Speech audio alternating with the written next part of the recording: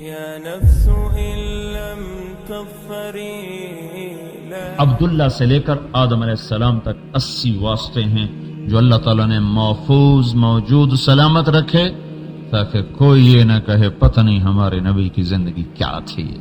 لیلہا کنہارہا، ہمارا نبی وہ راستہ دے کر گیا ہے جس میں رات بھی روشن اور دن بھی روشن، یعنی ہمارے نبی کے بتائے ہوئے طریقے میں رات آتی ہی کوئی نہیں، رات آتی ہی کوئی نہیں.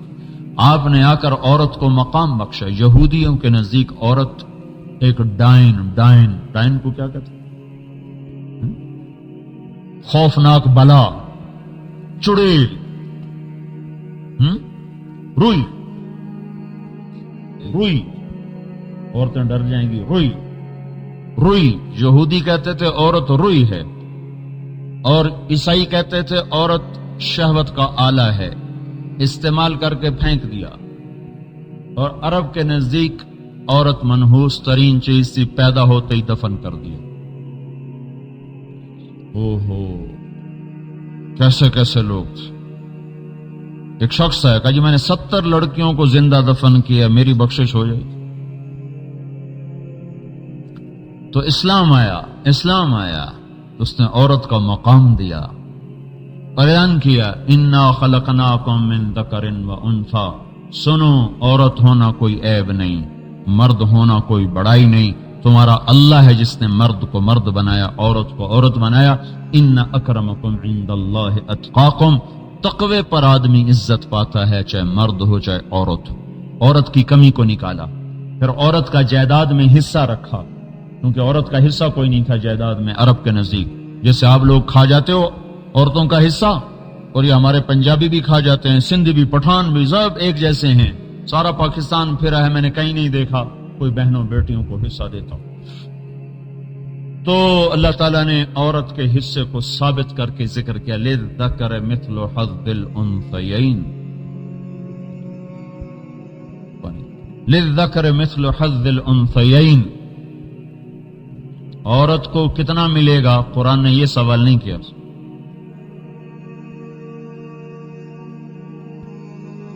قرآن نے یہ سوال اٹھایا مرد کو کتنا ملے گا.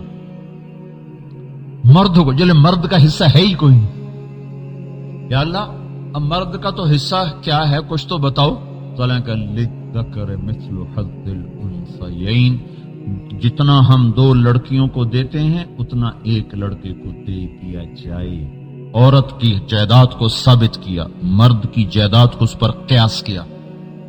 میاں بیوی کا حق آیا تو اللہ نے عورت بیوی کے حق کو پہلے بیان کیا، مرد کے حق کو بعد میں بیان کیا، اور کہ وَلَهُنَّ مِثْلُ الَّذِي عَلَيْهِنَّ بِالْمَعْرُوفِ وَلِلرِّجَالِ عَلَيْهِنَّ دَرَجَةٌ.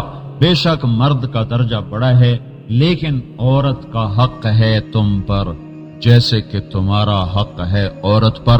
عورت کے حق کو پہلے بیان کیا، مرد کے حق کو بعد میں بیان کیا. یہ کس لیے ہے کہ عورت گھر چھوڑ کے آتی ہے، مرد نہیں گھر چھوڑتا. لڑکی ماں چھوڑ کے آتی ہے، لڑکا نہیں چھوڑتا. لڑکی بہن چھوڑ کے آتی ہے، بھائی چھوڑ کے آتی ہے، باپ چھوڑ کے آتی ہے، اور اپنا گھر چھوڑ کے آتی ہے، آنگن اور اپنا بستر چھوڑ کے آتی ہے، سہیلیاں چھوڑ کے آتی ہے. جب وہ پردیس میں آتی ہے، سسرال کے گھر میں آتی ہے، تو ماں کی جدائی کا زخم، باپ کی جدائی کا زخم، بھائی کی جدائی کا زخم، بہن کی جدائی کا زخم، اپنے گھر کی جدائی کا زخم، اپنے کمرہ، اپنے ساتھیوں سہیلیوں کی جدائی کے زخم لے کر آتی ہے. تو اللہ تعالیٰ نے مرد کو کہا عاشروہن بالمعروف. تمہارے ذمہ ہے اس کو اتنی محبت دو کہ یہ ماں کی، باپ کی، بھائی کی، بہن کی، سہیلیوں کی محبت بھول جائے.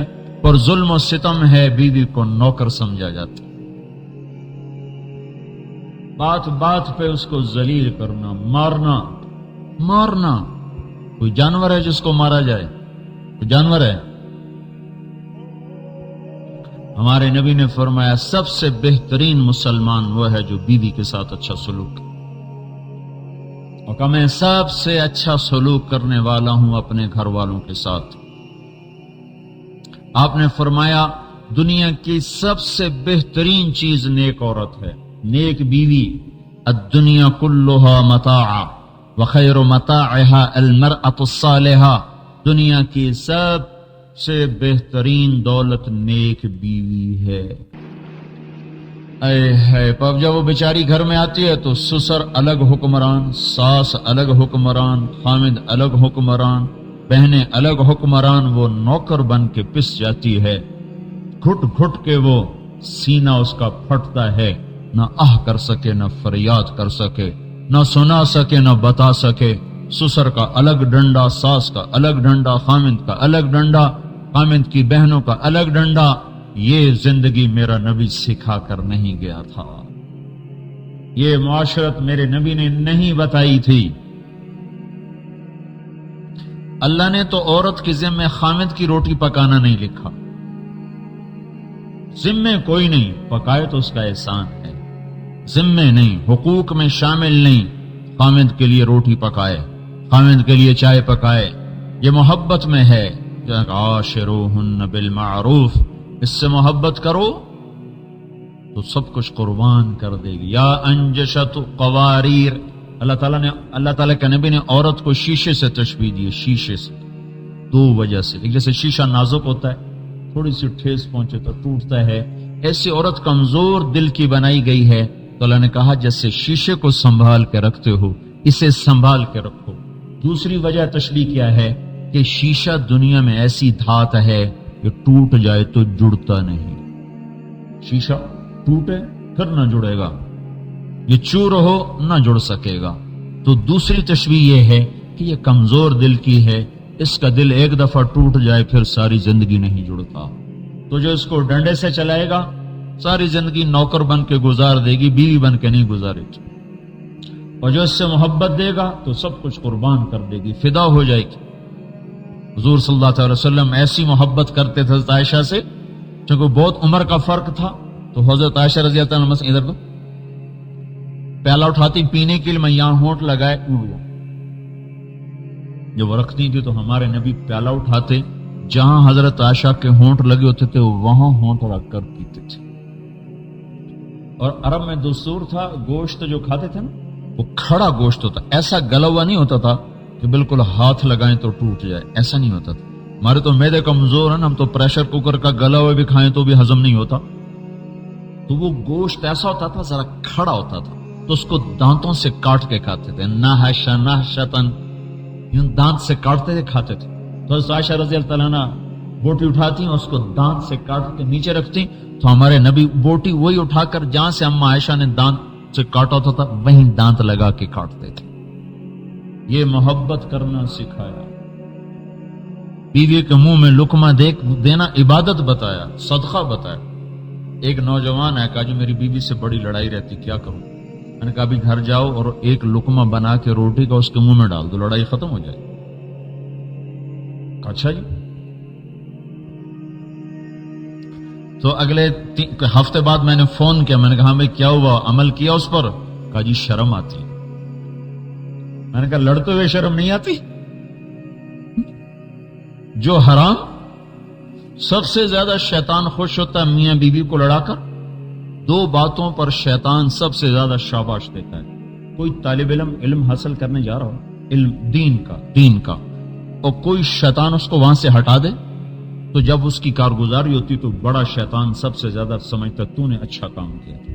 اور کوئی شیطان میاں بیوی کو آپس میں لڑا دے، اور شام کو جب کارگزاری ہوتی ہے تو وہ آ کر کہتا ہے جی میں میاں بیوی کو لڑا کے آیا ہوں، کہتا تم کام کر کے آئے ہو۔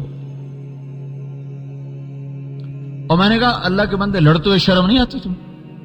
چلو ابھی چلو، میں 15 منٹ بعد پھر فون کروں۔ 15 منٹ فون کیا، ہاں بھائی کیا ہوا؟ کہا تو معاملہ ہی بدل گیا۔ کیسے بدل گیا؟ کہ میں نے جو لقمہ منہ میں ڈالا اس کی ساری لڑائی ختم ہو گئی۔ اس نے کہا تمہیں یہ کس نے پٹی پڑھائی؟ میں نے کہا مولوی طارق جمیل نے پڑھائی۔ کہ اللہ تجھے ایسے مولوی ہمیشہ ٹکراتے رہے جو تمہیں گھر کی زندگی گزارنے کا طریقہ بتائے۔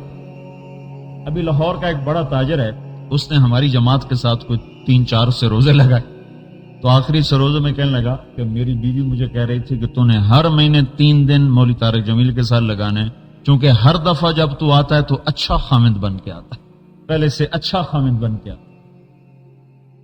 تو بھائیو گھر کی معاشرت ہماری برباد ہے۔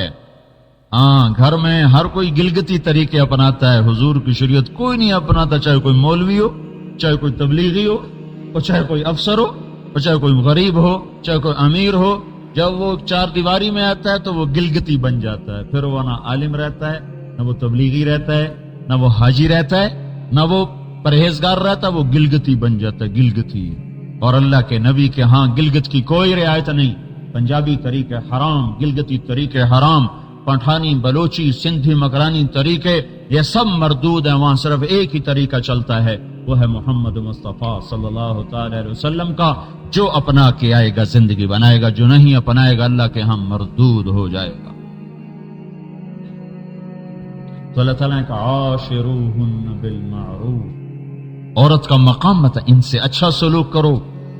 یہ گھر بار چھوڑ کے آئی ہیں، ماں بہنیں چھوڑ کے. آخری خطبے میں آپ نے عورتوں کے حقوق پر مفصل بیان فرمایا. لیکن ہماری معاشرت ٹوٹ چکی. عورت کو خامد کے مقام کا نہیں. یہ تو ایک طرف کی بات بتائی، دوسری بات بھی تو سن. ایک عورت آئی کہ یا رسول اللہ خامد کا میرے اوپر کیا حق ہے، میرے خامد کا میرے اوپر کیا حق ہے؟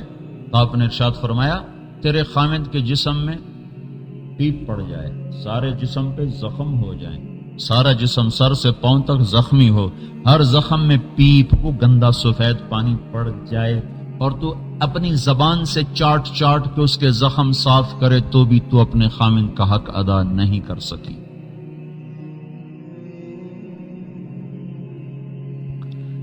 ہاں بیوی کے روپ میں ماں کا روپ آ گیا تو اللہ نے اور حکم بڑھا دیے، اور اللہ کے نبی نے اور حکم بڑھا دیے اور کہا بالکل ولا تقل لهما اف ولا تنهرهما. اپنی ماں کے سامنے، باپ کے سامنے اف نہ کرو. اف کیا ہوتا ہے؟ یہ اون جو ہے یہ بھی عمل کو برباد کر دیتی. جب ماں بن جائے تو قدموں کے نیچے جنت کو باندھ دیا گیا. آپ نے موسیٰ علیہ السلام سے اللہ تعالیٰ نے فرمایا اے موسیٰ جو میرا فرما بردار ہو اور ماں باپ کا نافرمان ہو تو میں اس کو نافرمان لکھوں گا اپنے دفتر میں، اور جو میرا نافرمان ہو اور ماں باپ کا فرما بردار ہو تو میں اپنے دفتر میں اس کو فرما بردار لکھوں گا. حضرت علقمہ صحابی ہیں اور کلمہ نہیں پڑھا جا رہا، موت آ چکی ہے. بیوی نے پیغام بھیجا علقمہ مر رہے ہیں، کلمہ نہیں پڑھا جا رہا. آپ نے کہا والدین میں سے کوئی زندہ ہے؟ کہا جی ماں زندہ ہے. کہا اس کا کیا حال ہے؟ کہا جی وہ ناراض ہے. آپ نے حضرت علقمہ کی ماں کو پیغام بھیجا میرے پاس آؤ گی کہ میں آ جاؤں؟ کہا یا رسول اللہ میں خود آ جاتی. تو حاضر ہوئی. آپ نے کہا علقمہ کو معاف کر دے. کہا یا رسول اللہ میں معاف نہیں کروں گی، میں معاف نہیں کروں گی. کہ تمہیں شکایت کیا ہے؟ کہ یا رسول اللہ مجھے کوئی شکایت نہیں، بہت نیک تھا، نمازی، پرہیزگار، تہجد گزار، اور میرا گستاخ تھا، مجھ سے بدتمیزی کرتا تھا، میں اسے معاف نہیں کرتی. تو آپ نے کہا بلال جاؤ لکڑیاں کٹھی کرو، اس کو آگ لگا دو. تو ان کی ماں کہنے لگی یا رسول اللہ کیا میرے بیٹے کو جلایا جائے گا؟ کہاں تو معاف نہیں کرے گی تو اللہ جلائے گا. تو ہماری آگ تو اللہ کی آگ سے بہت تھوڑی ہے، تو اگر معاف نہیں کرے گی نہ اس کا روزہ قبول ہے، نہ نماز قبول ہے، نہ صدقہ قبول. کہا یا رسول اللہ میں سب کو گواہ بناتی ہوں میں نے معاف کیا. جو ہی معاف کیا تو آپ نے پیغام بھیجا تو پتا چلا کہ علقمہ نے کلمہ پڑھا اور فوت ہو گئی. پھر آپ ان کے جنازے میں شریک ہوئے، دفن میں شریک ہوئے. پھر آپ نے فرمایا جو ماں باپ کا نافرمان ہے اس پہ اللہ کی لعنت، فرشتوں کی لعنت، زمین آسمان کی لعنت. نہ اس کی نماز قبول، نہ اس کا روزہ قبول، نہ اس کا صدقہ قبول. جب ماں کا روپ دھارا عورت نے تو اللہ نے مقام اور بڑھا دیا. بیٹی کے روپ میں آئی تو اللہ تعالیٰ نے فرمایا، اللہ کے نبی نے فرمایا اللہ نے جس کو 2 بیٹیاں دی یا 2 بہنیں دی، 2 بیٹیاں یا 2 بہنیں، وہ ان پہ خرچ کرتا رہا اور ان کو پالتا رہا. پھر ان دونوں کی شادیاں کی، ان کو ڈولی میں بٹھایا، اس کو گھر پہنچایا. پھر شادی کے بعد بھی اس پہ خرچ کرتا کرتا اگر مر گیا تو اس پہ جنت واجب ہو گئی. تو گلگت والے کیا کرتے ہیں؟ وہ اس کا حق ہی نہیں دیتے. خرچ کرنا تو کیا ہے، اس کا اصل حق ہی مار کے بیٹھ جاتے ہیں. سارا حلال حرام ہو گیا. تو میرے بھائی اور بہنوں اللہ تعالیٰ نے عورت کو مقام دیا، اسے گھر میں بٹھایا، خامد کے ذمے کا کما کے لاؤ. اور بتاؤں، آپ نے کہا سب سے بہترین خرچ وہ ہے جو آدمی اپنی بیوی اور بچوں پہ کرتا ہے. سب سے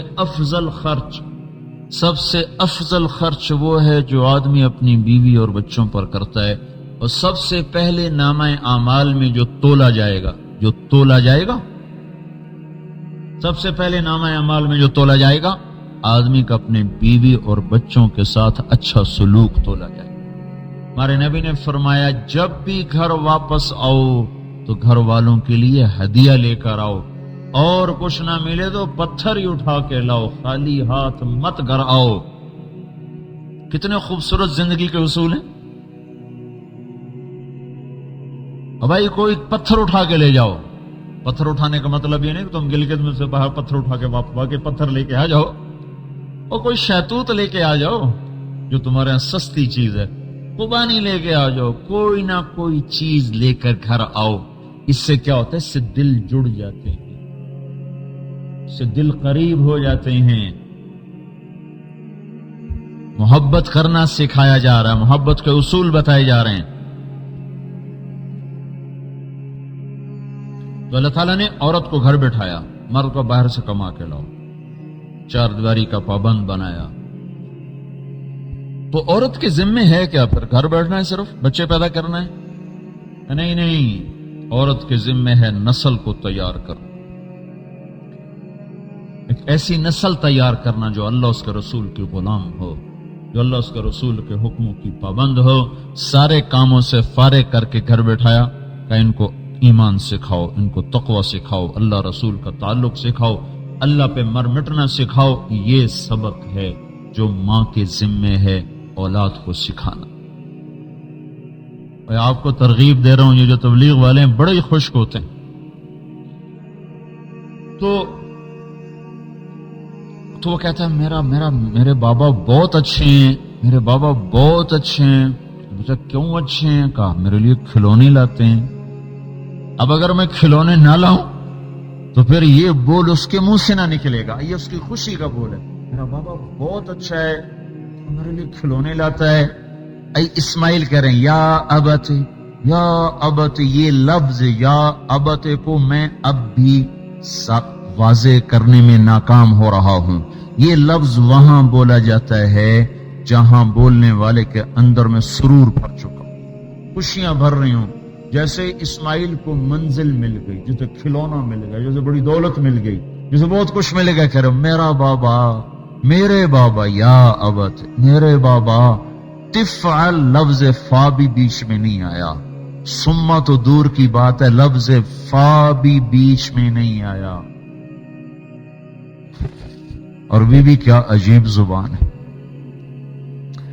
ابھی کرو، فوراً کرو، فوراً، میری منزل مجھے مل گئی. ابراہیم علیہ السلام کہنے لگے تو بڑا خوش ہو گیا، یہ کیا بات ہے؟ یہ ابن قدامہ المقدسی نے یہ روایت نقل کی ہے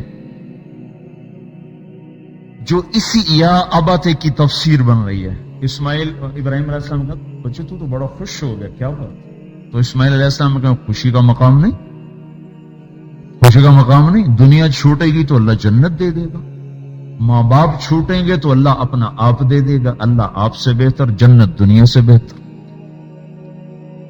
اور اپنا کرتا اتارا، کرتا کہنے کہ ہاں میری ماں کو بڑا دکھ ہوگا تو یہ میرا کرتا لے لیں، یہ کرتا میری ماں کو دے دیں، اور آپ اپنے کرتے میں مجھے کفن دے کے دفن کر.